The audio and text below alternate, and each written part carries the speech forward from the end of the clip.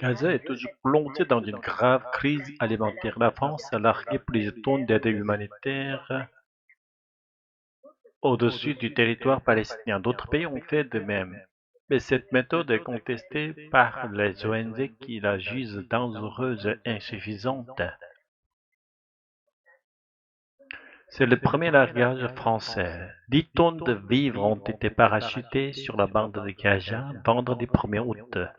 Israël, depuis dimanche, autorise l'envoi d'aide humanitaire par les airs et le largage jordanien, espagnol ou britannique s'enchaînent. Au sol, les scènes de bousculade se multiplient quand la foule se précipite pour arracher des sacs de farine ou de riz tombés du ciel. Regardez comme la faim pousse les gens à se retourner les uns contre les autres, déplore Amir Jaco, un des déplacés de Gaza. Ces larvages sont parieurs parfois inefficaces ou dangereux. Dans les derniers jours de l'aide humanitaire a atterri dans les zones militaires israéliennes ou sur des camps de réfugiés. Al-Nusira Mohamed Al-Labis répare son habitation de fortune écrasée par un envoi d'aide. Une palette et son parachute allaient tomber sur ma tente. Ma fille était à l'intérieur, ma femme a couru pour la sortir de la tente jusqu'à temps, raconte-t-il.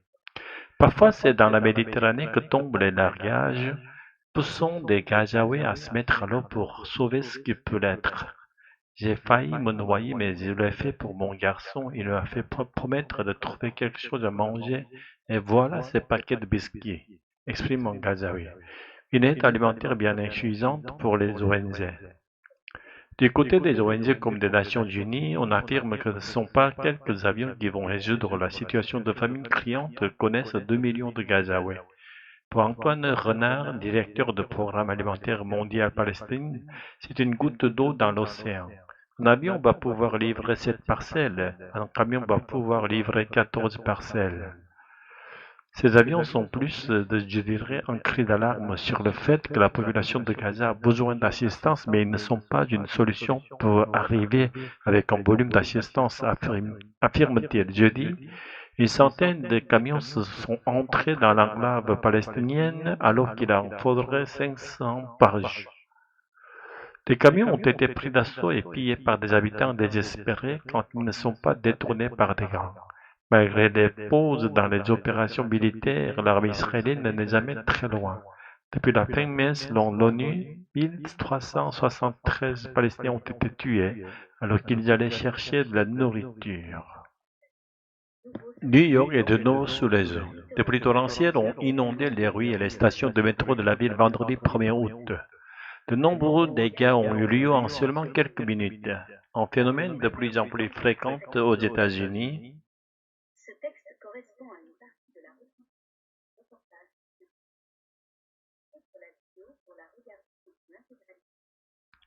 Les murs du métro de New York, États-Unis, gorgés d'eau, furent immortalisés par des usagers stupéfaits.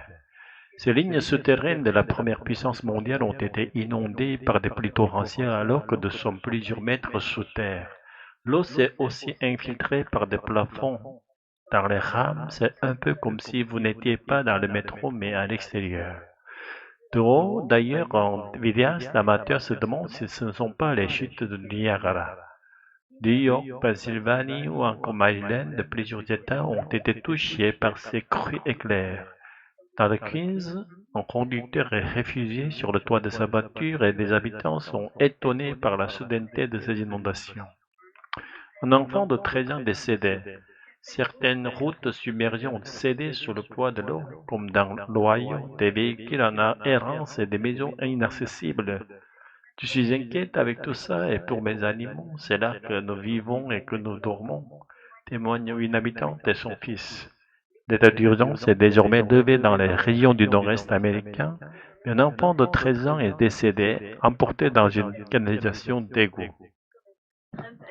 Donald Trump a signé les nouveaux droits de douane. Pour l'Union européenne et la France, les taxes s'élèveront à 15%. Ils espèrent encore négocier, mais avec quelle marge de manœuvre? Donald Trump a imposé cette droits de douane au monde et ils vont lui rapporter des milliards. L'Europe a signé, mais quel accord sera appliqué? Les États-Unis vont imposer une taxe de 15% à partir du 7 août sur la grande majorité des marchandises européennes. Il y a des exceptions, l'aéronautique et certains produits chimiques s'en tiennent bon. Sortir bon 0%, aucune taxe à payer. Pour le cuivre ou l'aluminium, en revanche, le taux monte à 50% pour l'instant. C'est un coup dur dans le sens où de droits de douane qu'on voit actuellement mis en place par les États-Unis, on ne les avait plus vus depuis un siècle. Donc c'est vraiment une rupture très forte. Après, c'est une mauvaise nouvelle, mais on n'est pas sur un scénario de crise ou de récession, affirme Sylvain Berzinger, économiste pour un cabinet. Les vins et spiritueux espèrent une exemption. Des négociations sont-elles encore possibles? Oui. L'Europe veut poursuivre les échanges avec Donald Trump pour obtenir une exemption sur plusieurs secteurs, notamment les vins et spiritueux, particulièrement importants pour la France. Ils représentent 3,8 milliards d'euros d'exportation. En Champagne, Damien Champier, président d'une coopérative, espère encore éviter la taxe de 15%. Beaucoup de travail pour ce marché américain. Des années de rencontres avec les importateurs, de déplacements, de dégustations sur place, donc évidemment ce serait dommage que tout ce travail soit mis à mal, déclare-t-il. La Suisse grande perdante des nouvelles négociations, est-ce que les autres pays s'en sortent mieux que l'euro? Notre voisin suisse, pas vraiment. 39% de droits de douane.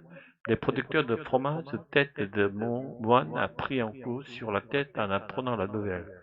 Quand ces droits de douane de 39% sont tombés, c'était vraiment un gros coup de massue pour nous qui exportons aussi la tête de moine aux États-Unis.